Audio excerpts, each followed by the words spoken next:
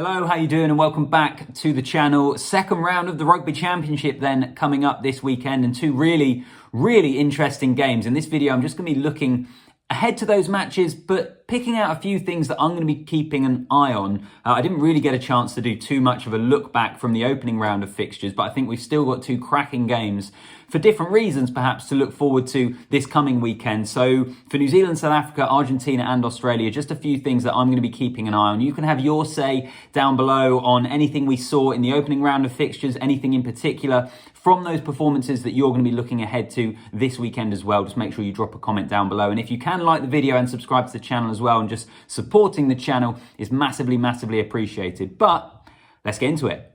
So as I mentioned, apologies for not doing kind of full game look back videos on the channel from the opening round of fixtures. I basically just didn't have time at the weekend, and by the time I got round to doing a video yesterday, South Africa had already announced their team to face New Zealand this weekend. So I thought it felt a little weird to be looking back. So this video is probably combining the two things, where I'll just mention some things for each team that I think are interesting from the opening round to look ahead to in the second round of fixtures.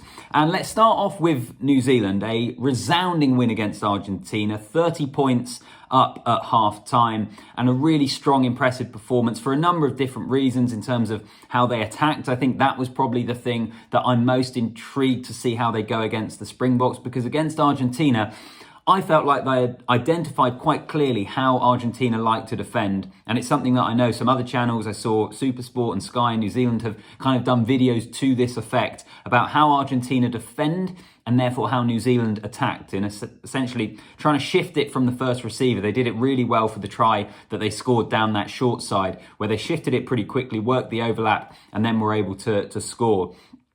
So in terms of how New Zealand attack against the Springbok defence, I think is going to be absolutely fascinating, because the Boks defence, as we know, pretty well regarded. And I think they defend in a slightly different way to Argentina, where Argentina maybe looked to put pressure on that first player very quickly, and how New Zealand were able to negate that essentially in the way that they moved the ball. The way that Springboks defend, I think, is slightly different. So how good is this New Zealand attack? I thought it looked very impressive for obvious reasons, and the scoreline reflected that against Argentina. But how do they cope when they're faced with something slightly different in terms of what the Boks can do, and also a better opposition as well? That kind of blitz defence from the Springboks, I think it will be interesting to see how they negate that. Essentially, I'll mention a few more things to do with New Zealand actually when I speak about Argentina in just a moment. But in terms of their opponents, the Springboks, most of these points I kind of mentioned when I did the video yesterday about the team the Springboks have picked. And I think it continues to be their game plan evolving. And sure, they've still got the power game. They can take you on at the scrum and the maul, and they will still do that as a kind of basis of their attack. But I still think what they can do out wide is really developing. I think we're seeing on quite a consistent basis that if the South Africa can get to the edge and they can get in behind the defence, they can be absolutely lethal. They've got players all over the pitch in that back line that are able to cause damage. And they were able to do it pretty much at will against Australia. They will face a far tougher test against New Zealand, away from home as well.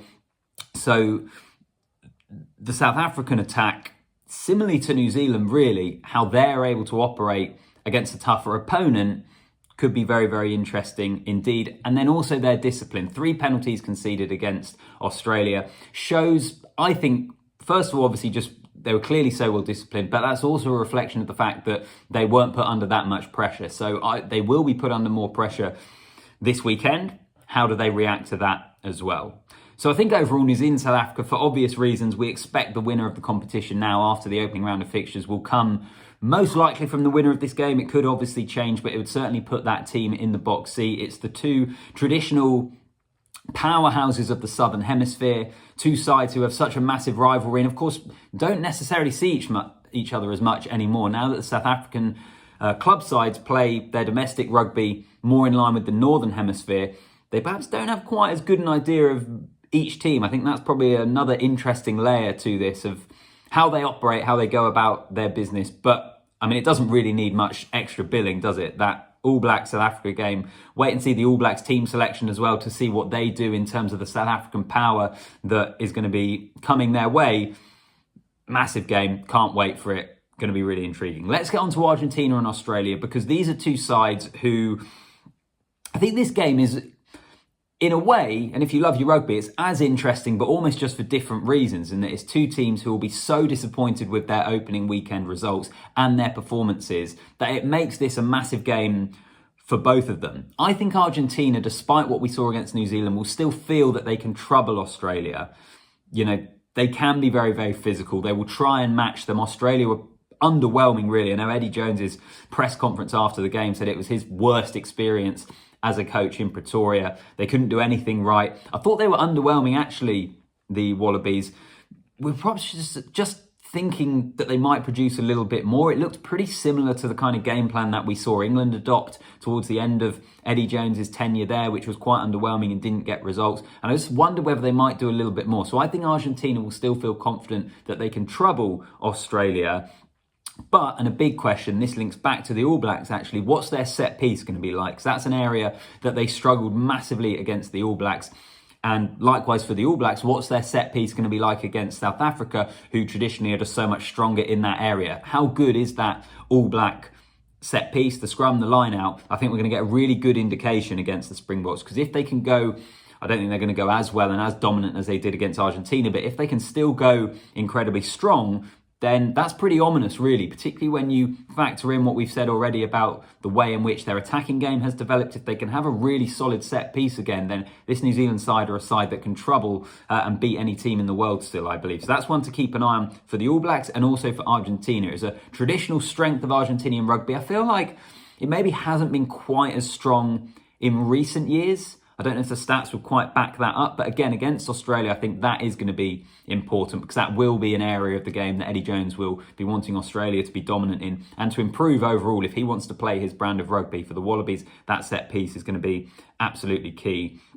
And as I say, a victory for Argentina and for Australia, absolutely vital. Because if you think about it, if whichever team loses, all of a sudden it's 2 defeats in the Rugby Championship. At least one of those defeats is going to be a really disappointing one in terms of performance.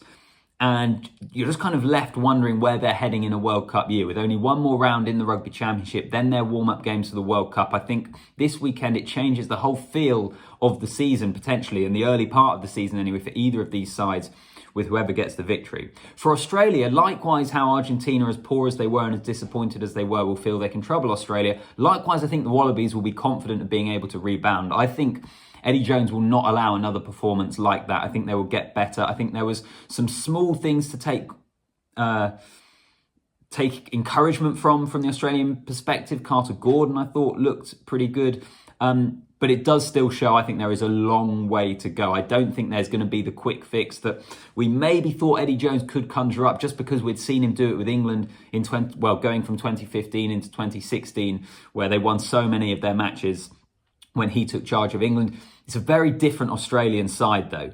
If we think about where that England side was, as poor as they were at the 2015 World Cup, you still kind of felt like they had a core of players that had massively, massively underachieved. I think Australia have probably underperformed a bit in recent years, but is it so drastic that they can immediately switch it around? I think you've got to stay patient. We can't judge this Wallabies side yet, but they will need something more and look more threatening, really. I know they scored a try pretty early in the game, but after that, they were just blitzed in pretty much every area. So small incremental differences. I'd like to see them kick it a little bit. Not necessarily less, but certainly kick it better. I thought their kicking game was pretty shocking against South Africa, in all honesty. That needs to improve, along with many other areas of the game. So there's a few different things to be keeping an eye on. But as I said, I think both of these games, for very different reasons, are absolutely fascinating. New Zealand, South Africa, 2 top quality sides. Argentina, Australia, 2 sides that are in pretty desperate need of a performance and a victory.